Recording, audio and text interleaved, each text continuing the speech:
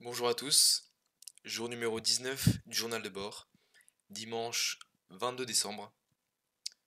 Aujourd'hui, je vais vous parler d'une routine que j'installe depuis quelques jours, enfin que j'ai envie d'installer pendant les vacances, qui est pour moi hyper satisfaisante. Euh, je me suis réveillé ce matin à 4h30, donc ce qui est très très tôt, et mon corps a dit non. Mon corps a dit, il s'est rendormi. Je me suis réveillé à 5h. J'ai fait 1h30, il me semble, de mandarin.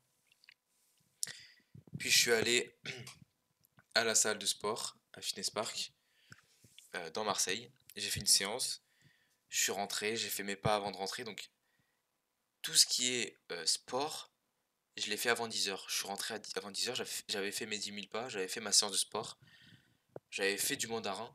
Donc déjà ma journée aurait pu s'arrêter à 10h. Je sais pas si vous vous rendez compte à quel point, j'ai réussi à avoir une bonne routine. À 10h, je suis arrivé, j'avais fait la plupart des choses que je voulais faire dans la journée. Sauf que, disons à 10h, je suis arrivé, j'ai pris une douche. Et j'ai taffé un peu sur un cours d'intelligence artificielle de NLP. J'ai un projet, je vous en parlerai dans une autre vidéo d'application d'application pour aider à gérer les TCA avec un coach en IA. Je vous en parlerai plus en détail la prochaine fois. Et voilà. Donc à 10h, j'ai pris une douche, j'ai appris des choses en NLP, euh, j'ai déjeuné. Après, j'ai fait une légère sieste. J'ai continué à apprendre un peu de mandarin, j'ai fait une demi-heure. Et j'ai eu l'appel de ma sœur pendant 3h30. Euh, et ça m'a fait vraiment du bien, on a parlé de plein de sujets euh, dont je vais pas forcément parler ici parce que c'est un peu personnel. Et même si je parle de beaucoup de choses personnelles ici, même si j'ai parlé de choses personnelles que elle n'était pas au courant, dont elle n'était pas au courant, j'ai pas forcément envie de dévoiler la discussion que j'ai eue avec elle en entière, de façon entière. Mais elle m'a aidé sur pas mal de plans de ma vie. Par exemple, le mandarin, elle apprend une autre langue en parallèle, le japonais. Et justement, elle m'a donné pas mal de tips là-dessus. Des tips sur l'informatique, sur comment créer ce projet d'application, tout ça, étape par étape. Et bah, ça m'a fait du bien. Le... Elle m'a parlé de sorte de contrôle de soi. Est-ce que c'est vraiment utile d'optimiser chaque moment de sa vie? Enfin, on a vraiment débattu philosophiquement. Et en réalité, c'est pas quelque chose que j'avais l'habitude de faire. C'est pas quelque chose dont j'ai l'habitude de faire avec elle. Et heureusement que je suis en vacances parce que en temps normal, j'aurais pas eu le temps de lui parler comme ça aussi librement, sans penser à ok, bah là j'ai quelque chose à faire. Là, je dois rendre quelque chose, je dois faire des pages, je dois faire des trucs, des machins, des bidules, enfin voilà. Donc ça m'a fait du bien, pour résumer. Et c'est un peu la routine que j'ai envie d'avoir et que j'ai envie de garder toute ma vie. Réveil tôt, et même si j'ai pas envie de me faire une routine précise exactement à l'heure près, et j'ai envie de faire ça dans ma journée. Apprentissage de langue, prendre soin de son corps, aller à la salle de sport, ou faire de l'activité physique,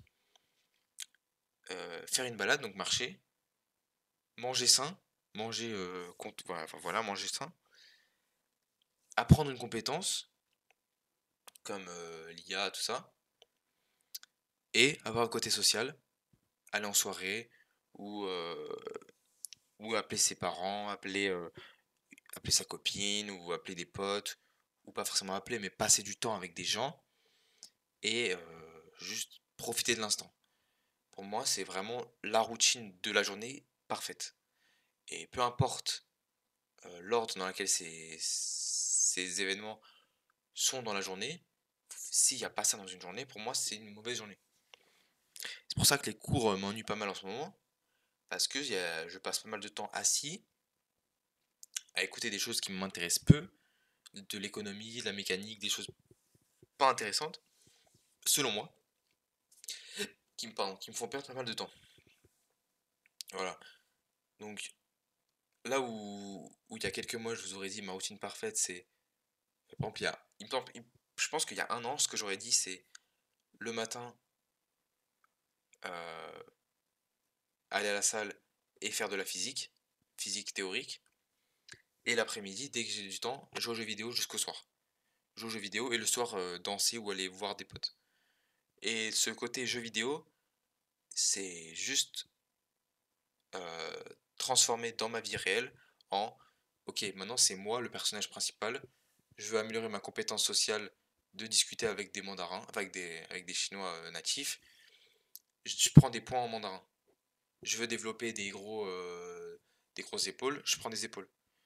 C'est vraiment un côté que j'avais déjà, mais se créer son propre jeu vidéo. Et avec cette routine, je pense que je pourrais le faire assez facilement. Le seul point un peu noir, enfin un peu contraignant de la routine, c'est qu'il faut se coucher tôt. Et quand on a des contraintes sociales, des, des repas avec des gens, des soirées prévues, se coucher à 21h, c'est no way. Tu vas pas partir de la soirée, bon bah attendez, je dois aller dormir, tu vois. À part si vraiment c'est profondément ancré dans ton identité, tout le monde sait que, ok, lui, il profite et tout jusqu'à 21h et après, il faut qu'il aille dormir. Mais là, c'est vraiment le but, c'est le, comment on appelle ça? C'est le but à atteindre de se coucher à 21h sans que ça détériore les relations sociales.